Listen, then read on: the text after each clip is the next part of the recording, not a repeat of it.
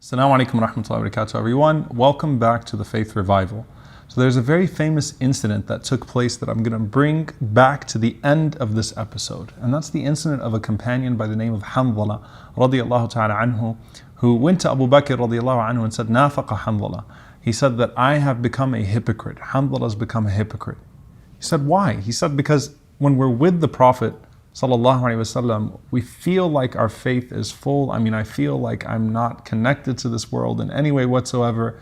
Then I go back home and I'm overtaken by family and I'm overtaken by thoughts of the world, and it all goes out the window.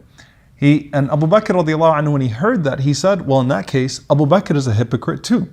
So they both went to the Prophet ﷺ claiming to be hypocrites, and the Prophet ﷺ, he said that if you were to be with me the way, or if you were to be in your own time the way you are with me, لَصَافَحَتْكُمُ الْمَلَائِكَةِ, the angels would shake your hands. If you were able to maintain that level of iman all the time, the angels would shake your hands. But he said, وَلَكِنْ سَاعَةً وَسَاعَةً, a time for this, a time for that. Not a time for good deeds and a time for major sin, meaning there are going to be times where you're not going to be able to have that level of iman and faith. Now, this is where it becomes interesting. The fear that they had. You had the best human being that was not a prophet ever to walk the face of the earth, going to the Prophet ﷺ and claiming hypocrisy. That actually was the character of the companions. Ibn Abi Mulaika, who was one of the second generation of the Muslims, he said, I met over 30 companions of the Prophet ﷺ. He says, ما أحد منهم يقول إنه على إيمان جبريل وميكائيل. Not a single one of them claimed to have the iman of Jibreel or Mikael, the angels Gabriel or Michael. All of them knew that they were always in danger of losing their iman. And Ibn Abi Mulaika didn't meet any companions. He met Ali, he met Sa'd ibn Abi Waqqas, Aisha, Abu Hurairah, some of the great ones. And he said that was their characteristic. What that means is that they knew that they were not like the angels, in that even if they reached a position where they were comfortable with their iman, or they felt like they reached a benchmark, they could not become complacent, because unlike the angels, we can then fall. Jibreel does not have to worry about falling one day, nor does Mikael or the great angels, may Allah's peace and blessings be upon them all, because Allah has secured them from their desires and they are free from choice or free will in a way that would cause them to fall. We, on the other hand, no matter how high we reach, we have to worry about that. And Ibn Battal, the great scholar who explained Sahih al-Bukhari, he said, look, these people lived and they saw the time after the Prophet ﷺ, and think about how much changed after the Prophet ﷺ passed away. Just the general barakah, the general blessing that was missing because the Prophet ﷺ's presence was no longer there. So they all feared for themselves. And that in and of itself is a sign of iman. And Imam Hassan al-Basri rahimahullah says, مَا خَافَهُ إِلَّا مُؤْمِنٌ وَلَا أَمِنَهُ إِلَّا مُنَافِقٌ. No one fears hypocrisy except for a believer, and no one feels safe from it except for a hypocrite.